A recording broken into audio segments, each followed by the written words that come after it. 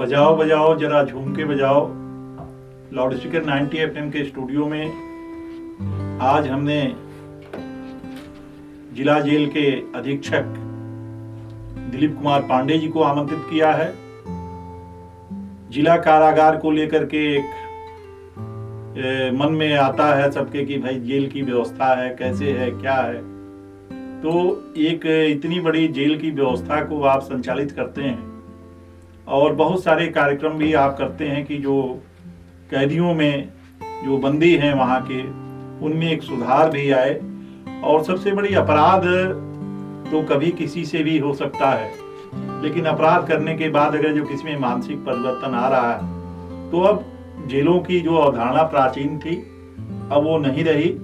बहुत सारे काम जेल में सुधारात्मक भी हो रहे हैं और क्या गतिविधियां रहती हैं जेल में।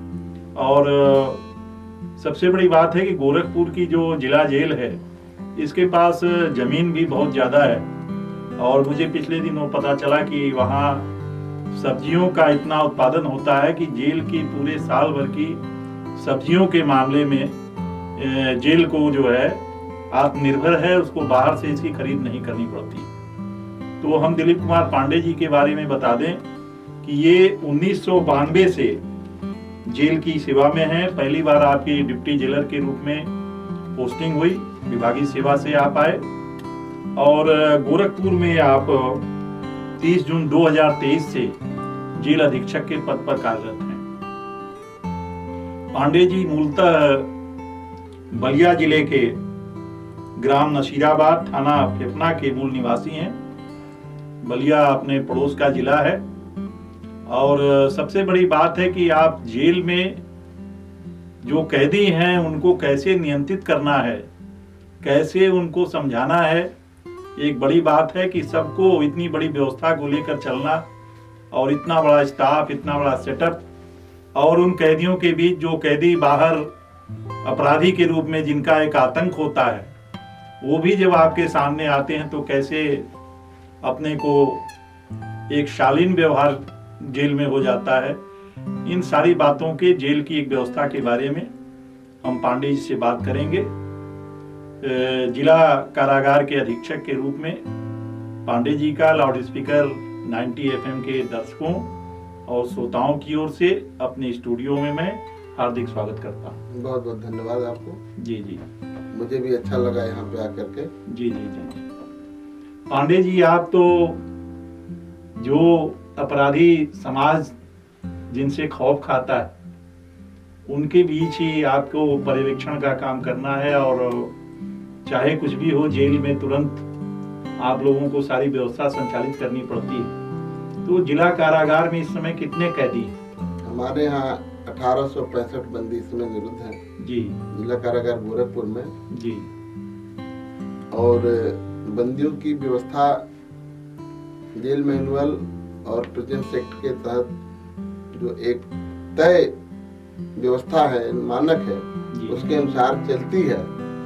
तो उसी के अनुसार हम लोग नियमों के अंतर्गत उनका रख रखाव और प्रबंधन करते हैं। क्या नियमित गतिविधियां होती हैं जेल में जो बंदी होते हैं? जैसे बाहर का कोई आदमी जानना चाहता है कि भाई जेल में कैसे, पहले को जो जेल की जो अवधारणा थी कि लोग कि बड़ा उनमें यातना और ये सब तो चीजें अब नहीं है, हम लोग जानते हैं। लेकिन जेल में जैसे एक बंदी की क्या गतिविधियां होती हैं? जैसे सुबह से लेके आप लोगों ने कुछ रूटीन सेटअप किया होगा जिसके हिसाब से, और फिर उनको बौद्धिक परिचर्चा, उनका मानसिक परिवर्तन हो, कुछ रेडियो की भी व्यवस्था आपने की है, तो थोड़ा सा मैं जानना चाहूंगा कि इन चीजों पर भी प्रकाश डालें। जेल में बंदी सबसे पहले जो है निश्चित समय पे, मतलब सुबह प्रातः काल 6 बजे जी उठते हैं, उनकी गणना होती है और प्रार्थना होती है। उस प्रार्थना में वो लोग भाग लेते हैं।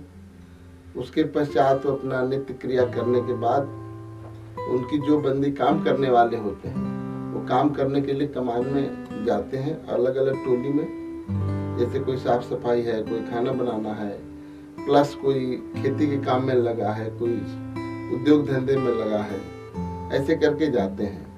उनको हम लोग उसी समय 7 बजे से 8 बजे के बीच में प्रातःकालीन नाश्ता वितरित करते हैं। देन 10 बजे से 11 बजे के बीच में उन लोगों को सुबह का भोजन जो है दिया जाता है और दोपहर में उनको चाय और बिस्कुट दिया जाता है नाश्ते में और फिर शाम को 5:30 बजे शाम का भोजन दिया जाता है। 5:30 बजे? हाँ, इस बीच में सुबह प्रार्थना भी होती है। फिर जेल रेडियो के माध्यम से गायत्री मंत्र भजन प्रतिदिन 7 बजे से लेकर के 8 बजे तक बजता है। 8 बजे हम लोग उनको जो रेडियो पे समाचार प्रभात आता है वो सुनवाते हैं।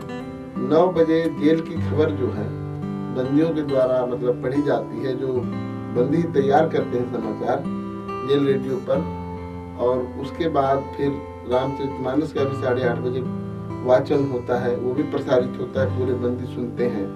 और 2 बजे से शाम के 4 बजे तक विभिन्न पुराने फिल्मी गीत और मतलब जो बंदी लोग कुछ कविता, कहानी, हास्य व्यंग या जो म्यूजिक तैयार करते हैं उसका प्रसारण होता है, जिससे कि बंदी लोगों को शारीरिक खुराक के साथ साथ मानसिक खुराक भी मिले और उनको विभिन्न चीजों की जानकारी हो, देश विदेश में क्या गतिविधियां हो रही हैं, प्लस उनका मानसिक विकास हो, अवसाद से वो दूर रहे, ऐसे चलता रहता है। तो ये जेल में रेडियो की कब से ये रेडियो चल रहा है? जेल रेडियो वैसे तो पहले भी मतलब था जी, काफी दिनों से, मतलब एक बंदियों के मनोरंजन के लिए और प्लस जो है मतलब उनके मेंटली डेवलपमेंट के लिए, और कई जेलों में चल रहा था। यहाँ भी पहले चालू था जी, लेकिन बीच बीच में जैसे कोई कार्यक्रम जो है चालू हुआ, थोड़े दिन बाद बंद हो गया, तो मैं आया तो मैंने उसको जो है दोबारा से चालू कराया,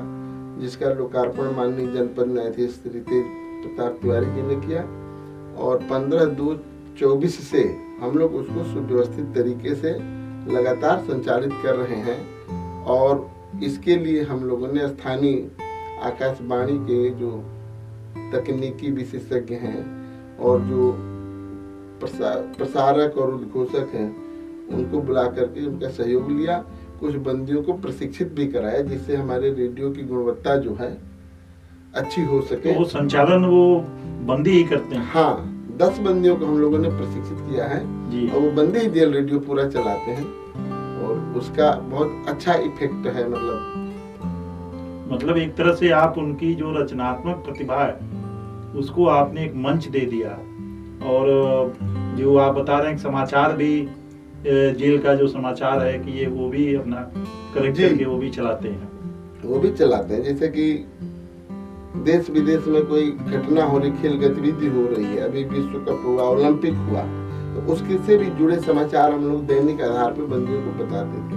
जी, प्रातःकालीन अखबार जो आते हैं प्रतिदिन, उनके सबकी प्रमुख जो कटिंग होती है, मेन विषय वो बताते हैं। प्लस अनेक विषयों की, जैसे कृषि है, स्वास्थ्य है, समाज कल्याण है, के विशेषज्ञ अधिकारियों को बुला करके जेल रेडियो के माध्यम से उनकी वार्ता प्रसारित कराते हैं, जिससे कि सारे बंदी जो 1865 संख्या में होता है सब लोग सुनते हैं और उसका लाभ उठाते हैं। जी।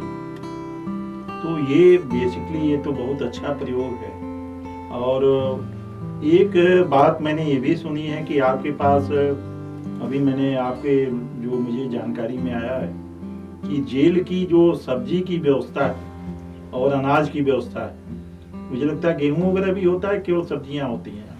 नहीं, गेहूं, दालें आदि तो हम लोग बाजार से खरीद लेते हैं, जो शासन के नीति नियम है जी जी, उसके अनुसार खरीदते हैं जी। लेकिन आलू से लेके हरी सब्जी तक पूरे साल की आवश्यकता के अनुसार हम जेल के फार्म में उगाते हैं।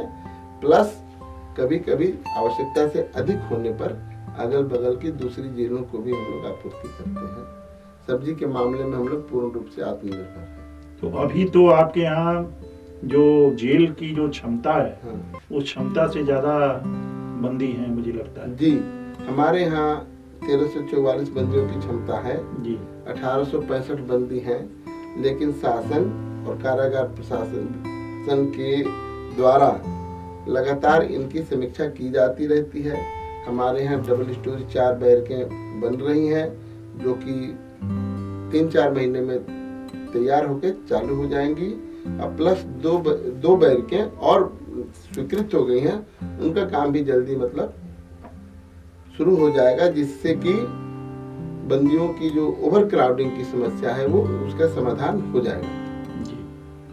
अच्छा, एक बात ये है कि जो भी जैसे ये बंदियों की का आपने बताया कि समय समय पे हम विभिन्न विभागों के लोगों को बुलाते हैं, जी तो एक जैसे बहुत सारे जैसे कुछ बंदी ऐसे होते हैं जिनका कोई नहीं है, वो पड़े हुए हैं, तो उनकी जमानत की व्यवस्था के लिए क्या कोई विधिक सलाहकार या सरकार की ओर से जो विधिक सेवा प्राधिकरण है उसका क्या रोल है आपके यहाँ? जिला विधिक सेवा प्राधिकरण जी। और भारत सरकार और उत्तर प्रदेश शासन द्वारा ऐसे बंदी जिनको कि कोई मिलने वाले नहीं आते, पैरोकार नहीं है, उनकी जमानत के संबंध में सजा पड़ने के बाद उनकी उच्च न्यायालय में, माननीय उच्च न्यायालय में अपील कराने के लिए और ऐसे तमाम विधिक मामलों में मदद देने के लिए स्थानीय स्तर पे जिला विधिक सेवा प्राधिकरण है, राज्य स्तर पे राज्य विधिक सेवा प्राधिकरण है और राष्ट्रीय स्तर पे राष्ट्रीय विधिक सेवा प्राधिकरण है, जो माननीय सुप्रीम कोर्ट में, माननीय हाई कोर्ट में और जिला न्यायालयों में बंदियों की अनेक तरह से मदद करते हैं।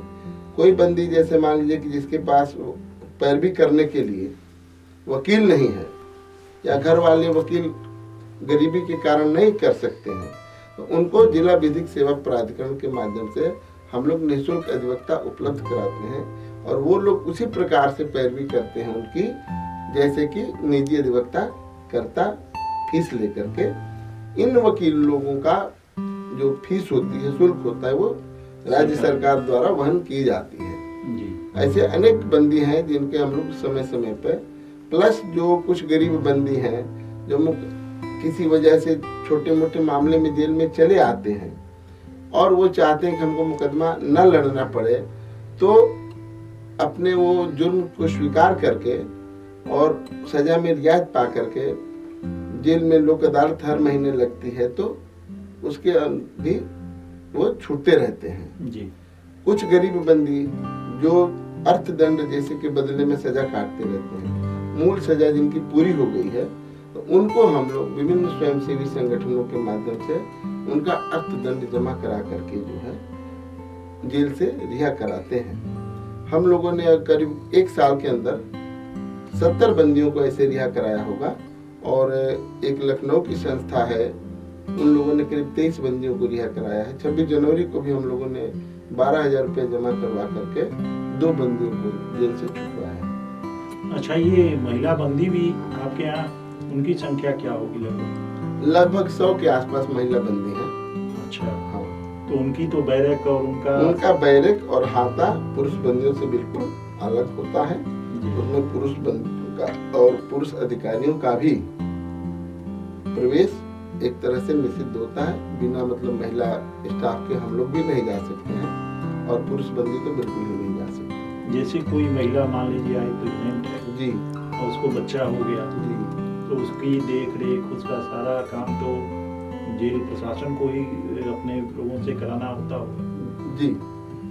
कोई महिला बंदी भी आती है, तो जैसे सपोज करिए कि महिला बंदी आई, प्रेग्नेंट है या किसी बच्चे को लेके आई, तो उसको मतलब समय समय पे बच्चे की टीका लगवाना या जो गर्भवती महिला है उनको मतलब अस्पताल में चेकअप कराना, उनकी क्या आवश्यकता है न्यूट्रिशन की, ये सब हम लोग पहचान करके जेल मैनुअल में भी व्यवस्था है और जेल में एक वरिष्ठ परामर्शदाता है, अस्पताल है, तो उसके अंतर्गत जो उनको एक्स्ट्रा डाइट की क्या जरूरत है, क्या माने इलाज की जरूरत है, ये सब हम लोग देखते हैं।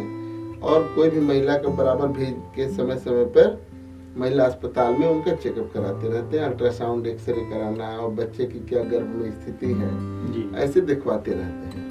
और जब उनको समय पूरा होता है तो महिला अस्पताल में भेज करके उनका जो है बच्चा वहाँ पे डिलीवरी होती है, प्रमाण पत्र मिलता है, उसमें जेल शब्द नहीं लिखा रहता है और फिर उसका टीकाकरण, ये सब जेल की जिम्मेदारी होती है। मैं जब से आया हूँ तब से जेल में 3 महिलाओं के बच्चे हुए हैं, उनका हम लोगों ने जेल में ही नामकरण संस्कार और छठियार जो लोकल भाषा में कहते हैं जी जी वो धूमधाम से कराया और वो जो है बहुत सब लोग।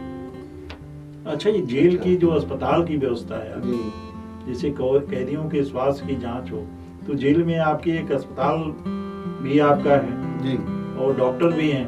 जी तो जैसे ये जो बंदी हैं, इनके नियमित स्वास्थ्य की जांच कब कब कराई जाती है, या कोई बीमार होता है तो उसके लिए क्या उसमें भर्ती की सुविधा है, या उन्हें बाहर आपको जिला अस्पताल ही भेजना पड़ता है? जैसे कोई बंदी पहली बार जेल में आते हैं जी, तो उनका 12 घंटे के अंदर जेल के डॉक्टर द्वारा जो है पहली बार उनका परीक्षण किया जाता है और मानवाधिकार आयोग द्वारा निर्धारित प्रारूप में उनका डिटेल जो पहले उनकी बीमारी होती है और जो कोई उनको समस्या होती है उसका भी उनसे पूछ करके उल्लेख किया जाता है। लंबाई कितनी है, वजन कितना है, टीका लगा है कि नहीं लगा है। उसके अनुसार जैसे मान लीजिए कि वृद्ध हैं, बीमार हैं, तो उनको जेल के अस्पताल में रखा जाएगा और कुछ लोगों को कम जरूरत है तो उनको दवा की जरूरत है तो जेल में अस्पताल में ओपीडी के माध्यम से वो दवा ले सकते हैं। हमारे यहाँ एक वरिष्ठ परामर्शदाता हैं, 3 फार्मासिस्ट हैं और कुछ बंदे भी ऐसे हैं जो बाहर जेल के फार्मेसी का काम करते, फार्मासिस्ट का काम कर जानते थे या कहीं स्वास्थ्य विभाग में थे, उनकी भी हम लोग सेवा लेते हैं और कुछ को जेल में ही प्रशिक्षित भी करते हैं। वो लोग बंदियों का देखभाल करते हैं। जेल में हमारे ब्लड सैंपल ले करके हम लोग जिला अस्पताल भेज देते हैं, बंदी की स्वास्थ्य रिपोर्ट आ जाती है, उसके अनुसार उनका इलाज चालू हो जाता है। जेल में एक्सरे मशीन है, जेल में ईसीजी मशीन है तो और हेल्थ एटीएम भी लगा हुआ है जेल में, तो उसके अनुसार जो है एडवांस इलाज भी होता है। और जिला अस्पताल के बीआरडी मेडिकल कॉलेज के विशेषज्ञ समय समय पर आते रहते हैं। अनेक जो बंदी HIV वगैरह के रहते हैं तो उनको हम लोग हर बंदी की लगभग जो है जेल में आने पर HIV की जांच अपने किट के माध्यम से करते हैं और जो पॉजिटिव होते हैं तो उनको फिर ART सेंटर भेज करके विशेषज्ञ के द्वारा दिखवा के उनका इलाज शुरू कराते हैं। आपके यहाँ फॉरेनर्स भी बंदी हैं? हाँ, फॉरेनर बंदी हैं हमारे यहाँ 2 हैं। अच्छा। जिसमें से एक बंदी को अभी सजा पूरी हो गई है और विदेश मंत्रालय और भारत सरकार के निर्देशानुसार जल्दी ही उसको भेजा जाना तो वो जो ऐसे फॉरेनर्स आते हैं उनके लिए लैंग्वेज की प्रॉब्लम तो होती होगी? लैंग्वेज की देखिए, हिंदी तो वो भी नहीं जानते जी। और लेकिन अंग्रेजी एक ऐसी कॉमन भाषा होती है। हाँ, कि सारे स्टाफ हाँ हाँ हाँ। और गोरखपुर में विदेशी जो है लोग कम आते हैं। अगल बगल के महाराजगंज है, सिद्धार्थ नगर, उधर थोड़ा बॉर्डर के जिला है तो वहाँ फिर ज्यादा। अच्छा, ये जो नंबरदार होते हैं, हाँ हाँ आपकी व्यवस्था चलाने में उनका बहुत सक्रिय योगदान होता है जी। और जो वैसे आजीवन कारावास जिनको हो गई है या उम्र कैद की सजा जो भी है, और मतलब आपने तो बहुत बंदियों को करीब से देखा होगा कि जैसे कोई अपराध करने के बाद जैसे एक स्टेज आता है कि जब आदमी के अंदर एक प्रायश्चित का भाव आ जाता है, तो बहुत सारे लोग आपके सामने ऐसे ही पड़ते होंगे, उनको ये लगता है कि हमने गलती की और अब एक अफसोस उनके मन में कुछ दिखता है। कभी ऐसे जो पुराने जो अपराधी हैं या जो आके रह रहे हैं, आप उनको छूटने की कोई उम्मीद नहीं है, तो उनके व्यवहार में भी कुछ परिवर्तन आ जाता है कि नहीं आता है? देखिए, जो भी जेल में बंदी जाते हैं, चाहे कैदी हो चाहे विचाराधीन बंदी हो, जिनको सजा पड़ गई, आफ्टर ऑल तो इसी समाज से आते हैं और वो भी हम लोगों के जैसे मनुष्य ही होते हैं। तो जो हमारे अंदर संवेदनाएं होती हैं उनके अंदर भी होती हैं। दुख है, क्रोध है, प्रायश्चित है, पछतावा है, ये सब, हंसी खुशी सब उनके अंदर भी रहती है। तो ऐसा जैसे ज्यादातर मामले तो ऐसे होते हैं कि आदमी क्षणिक आवेश में कोई जमीन को लेकर के, कोई बात को लेकर के झगड़ा हुआ, विवाद हुआ और उसमें थोड़ा गुस्से पे काबू नहीं हुआ और बड़ा अपराध हो गया और उसके कारण वो जेल में आ गए। वो पेशेवर अपराधी नहीं है, तो उनके अंदर तो निश्चित रूप से पछतावा भी होता है और सब लोगों का, ज्यादातर लोगों का परिवार होता है बाहर, तो उनको परिवार की चिंता भी रहती है। मैं तो जेल में आ गया, मेरे मुकदमे का तो मान लीजिए जो होगा सो होगा, परिवार का क्या होगा। अब एक मुख्य कमाने वाला आदमी जो है वो जेल में आ गया तो उसका पूरा परिवार तो एक तरह से प्रभावित होता है। प्रभावित होता है, तो उन लोगों के अंदर पछतावा ये सब तो रहता है। और कोई भी आदमी जो अपराधी वैसा नहीं है तो उसके अंदर पछतावा का भाव रहता है।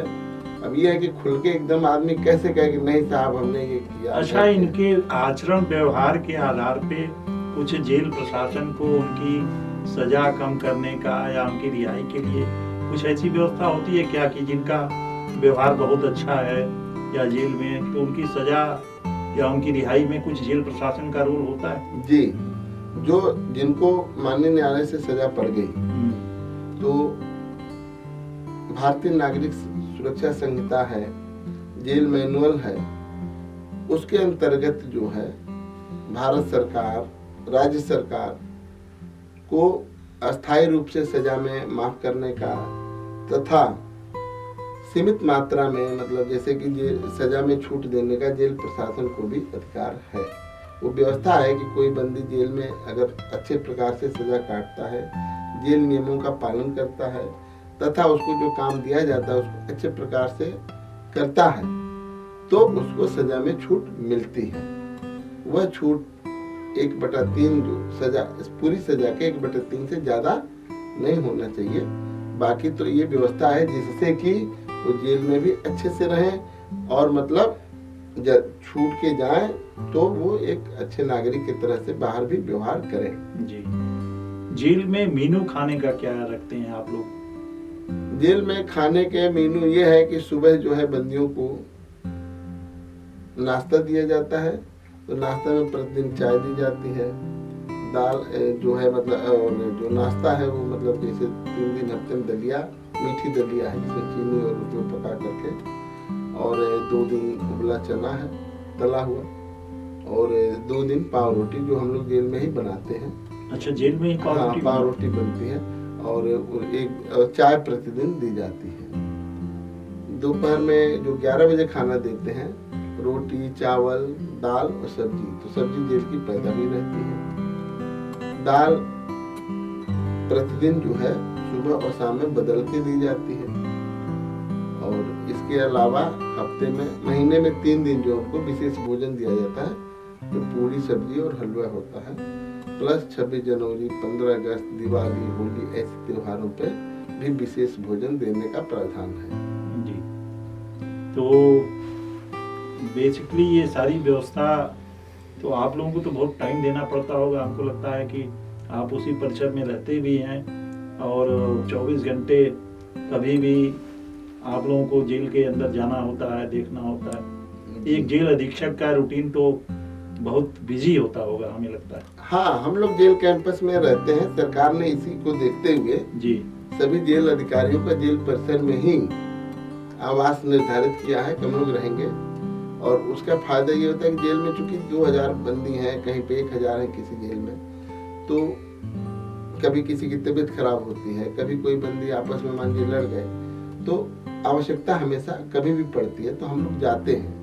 बट काम मतलब ऐसा है कि एकदम से 24 घंटे हम लोग उसी में नहीं रहना पड़ता है।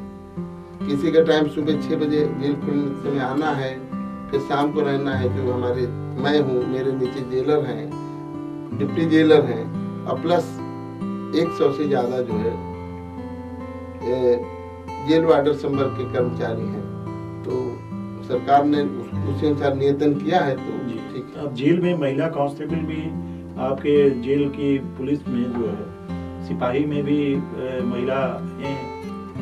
महिलाओं की भर्ती हो रही है ना? हाँ, पहले से ही निर्धारित है। महिला बैरिक में महिला सिपाही ही ड्यूटी करती हैं, और महिला जो मुलाकात करने आती हैं उनकी तलाशी महिला कर्मियों के द्वारा ही ली जाती है। देखिए, जेल में कोई भी बंदी, चाहे पुरुष हो चाहे महिला हो, उसकी डिग्निटी का पूरा ख्याल रखा जाता है। नियम में भी है, और जो एक ह्यूमन मतलब जो संविधान में भी है और मानवाधिकार में भी है। जेल में कोई भी जाता है तो उसके मानवीय गरिमा में कमी नहीं आती है। तो पूरी उसके हम लोग जो है इस बात को ध्यान में रखते हुए ऐसे ही काम किया जाता है। ये मुलाकात के लिए क्या प्रक्रिया होती है? मुलाकात की प्रक्रिया ये है कि विचाराधीन बंदी अपने परिजनों से हफ्ते में 3 बार, सिद्ध दोष बंदी महीने में 2 बार मिल सकते हैं। उसके लिए जेल के बाहर मुलाकात पर्ची काउंटर लगा हुआ है, हमारा स्टाफ लगा हुआ है। कंप्यूटर से जो ई प्रिजन सिस्टम है उसमें पर्ची लिखी जाती कंप्यूटराइज, और अभी 3-4 साल से ऐसी व्यवस्था है कि घर बैठे ही ऑनलाइन मुलाकात की पर्ची आप लगा सकते हैं, उसका सिस्टम है। और उससे फायदा ये होता है कि आपको वहाँ जाके लाइन में खड़े नहीं होना पड़ता है। आपको मोबाइल में या जो आपने जहाँ से पर्ची लगाई अपने मोबाइल से या कंप्यूटर से, तो उसमें मालूम हो जाता है कि आपको मुलाकात स्वीकृत पहले से हो गई है। तो आपकी स्वीकृत होती है तभी आप जाते हैं, तो आपका समय भी बचता है, पैसा भी बचता है। जी। तो ये सुविधा हो गई है। पांडे जी, एक बात जैसे आमतौर पे आती है, प्रायः जेल में प्रशासन भी समय समय पे जांच करता रहता है, और उसमें मोबाइल पर ख़ास तौर से जी कि मोबाइल पे बैन है, जैमर भी आपने लगा रखा है जी। तो जो बेचारे ऐसे पहली बार जो जेल में जाते हैं, मैंने तो बिना टिकट वालों को देखा है कैसे वो फूट के बाद जब पहली बार कोई मिलने जाता है तो वो कैसे अपने घर वालों से बात करते होंगे। उनको जो आप मोबाइल तो आप उनका जब्त कर लेते हैं, अपने पास रख लेते हैं, तो ऐसे लोगों के लिए उनके घर वालों से संपर्क की क्या व्यवस्था है आपके पास? जेल में जो बंदी आते हैं तो सबसे पहले तो उनको जेल के फाटक को देख करके और जेल में घुसने के बाद वैसे ही डर जाते हैं, मतलब हतोत्साहित हो जाते हैं। शासन ने अनेक प्रकार से जैसे मतलब इसके लिए व्यवस्था किया है, उसी में एक जेल पीसीओ की व्यवस्था है। जेल में पीसीओ लगा हुआ है, इसमें बंदी लोग जो है अपने घर वालों से सप्ताह में विचाराधीन बंदी 2 बार और सिद्ध दोष बंदी 3 बार अपने घर वालों से बात कर सकते हैं। वो पेमेंट बेसिस पे होता है। हम लोग बंदियों से पैसे वो जमा करा लेते हैं और वो उसमें से कटता जाता है उनके हिसाब खाते से, और उसके अनुसार वो अपने परिजनों से बात करते हैं। जो नंबर वो हमको प्रवेश के समय देते हैं उसका हम पुलिस से सत्यापन कराते हैं जी। क्योंकि देखिए विभिन्न अपराधों में लोग रहते हैं, कोई हत्या में है, कोई किसी चीज़ में है, तो वो लोग मतलब उसमें फिर कहीं दुरुपयोग न कर लें उस सुविधा का, तो इसके लिए सत्यापन कराया जाता है और उनसे घर वालों से बातचीत करने की सुविधा है। दूसरी बात ये, जब आप काम कराते हैं, जो लोग जो बंदी वहाँ काम करते हैं जी जी, तो केवल उनको कुछ पारिश्रमिक भी मिलता है या वैसे ही उनसे काम लेते हैं आप? नहीं, कोई भी बंदी जो जेल में काम करेगा, काम के निर्धारित घंटे जैसे 8 घंटा, या हम एक सेट टास्क उनको देते हैं कि इतना काम करेगा, तो उस लक्ष्य को पूरा करेगा या उतने घंटे काम करेगा, तो उसके बदले में उनको पारिश्रमिक दिया जाता है। क्योंकि जेल में जाते हैं, अपनी सज़ा भी काटते हैं और उनका खाना है, रहना है, ये भी सरकार वहन करती है। तो फिर भी जैसे 50 रुपया, 60 रुपया और 81 रुपया ये अकुशल, अर्धकुशल और कुशल के अनुसार जो है मानक बना हुआ है। अच्छा। और प्रतिबंदी को जो है काम के बदले में पैसे दिए जाते हैं। वो पैसे या तो बंदी के सीधे हम लोग खाते में भेजते हैं और नहीं तो वो हमारे वरिष्ठ अधीक्षक के खाते में आता है, और जब उनके परिजन आते हैं तो वो अपने परिजनों को अकाउंट पे चेक के माध्यम से हम उनको दे देते हैं, या जब बंदी छूट के जाते हैं तो खुद ले जाते हैं। ये किस तरह के उद्योग, वहाँ उद्योग भी कुछ लगे हुए हैं क्या, कुछ काम? हाँ, एक तो कुछ काम है जो नियमित रूप से जैसे साफ सफाई के काम है, खाना बनाने का काम है, खेती के काम है। इसके अलावा गोरखपुर जेल में सिलाई उद्योग चलता है, जहाँ की अगल बगल की 9 जेलों के लिए हम लोग कपड़े, बंदियों के ड्रेस सिलते हैं। तो जो बंदी काम करते हैं उनको भी पैसे मिलते हैं। इसके अलावा उनका समय भी अच्छे से व्यतीत होता है और वो इतने परफेक्ट हो जाते हैं कि बाहर भी जा कर के अपना काम मतलब अच्छे प्रकार से काम कर सकते हैं। जेल में टेराकोटा भी का ODOP के अंतर्गत मतलब काम चलता है, उसमें भी लगभग 15-20 बंदी हमारे काम करते हैं, जो विभिन्न प्रकार की मूर्तियाँ और नेकलेस और खिलौने आदि बनाते हैं, जिसको हम लोग गोरखपुर महोत्सव है, अभी महाकुंभ लगा है, या अनेक प्रकार के जो प्रदर्शनी में दूर दूर भेजते हैं और कुल मिला के आप उनकी रचनात्मक प्रतिभा का इस्तेमाल कर रहे हैं। हाँ। बहुत अच्छा लगा। और ये एक अच्छी बात है कि अगर जो कैदी अगर जो बंदी है या कैदी है, अगर जो उसको मानसिक रूप से काम करने का और उसको सक्रिय रहने का मौका जेल प्रशासन दे रहा है, ये बहुत अच्छी बात है। आप और कोई संदेश आपको देना हो अगर जो, तो आप दे सकते हैं। जी, बंदी देखिए हमारे ही नागरिक हैं पहली बात तो, और किसी वजह से वो जेल में कोई गुनाह किया या आरोप में जेल में आ गए, तो जेल प्रशासन और शासन का ये उद्देश्य है कि वो अपनी सज़ा काटें और साथ साथ ऐसे नागरिक बने कि वो जेल के जब बाहर जाएं तो दोबारा से वो उस काम को न कर पाएं, सभी नागरिक बने और देश के विकास में आम जनता की तरह भी वो योगदान दे सकें। उसी दिशा में हम लोग काम कर रहे हैं कि उनको दोबारा ना आना पड़े, और कितना सफल होते हैं ये तो अलग बात है, बट कोशिश करने से तो ही सफलता मिलती है। बिल्कुल धन्यवाद। तो आपने आज जेल के बारे में, बहुत सारी व्यवस्थाओं के बारे में आपने जाना और हमें अपने बहुत व्यस्त समय में से आज जेल अधीक्षक DK पांडे जी ने समय दिया।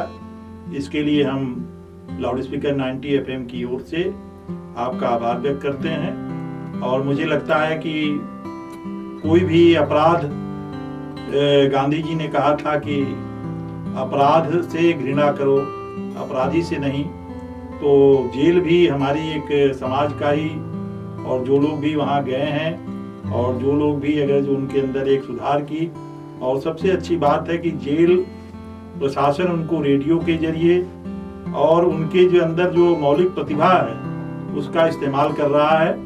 और पांडे जी ने, मुझे जो पता चला है कि रेडियो की व्यवस्था आपके आने के बाद ही कंटिन्यू होगी, तो हम एक बार और आपका बहुत बहुत आभार व्यक्त करते हैं। आपने समय निकाला और हमारे यहाँ आए, और आप ऐसे ही बंदियों की, क्योंकि जहाँ भी जो है अपने काम से अगर जो लोगों के लिए काम कर रहा है, सरकार की व्यवस्था है, उस व्यवस्था के आप अंग हैं।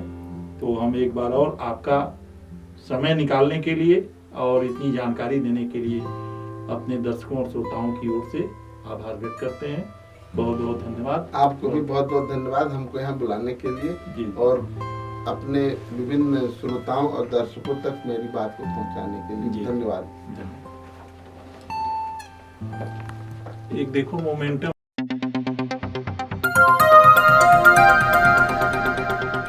बजाओ जरा झूम के बजाओ, बजाओ बजाओ जरा झूम के बजाओ।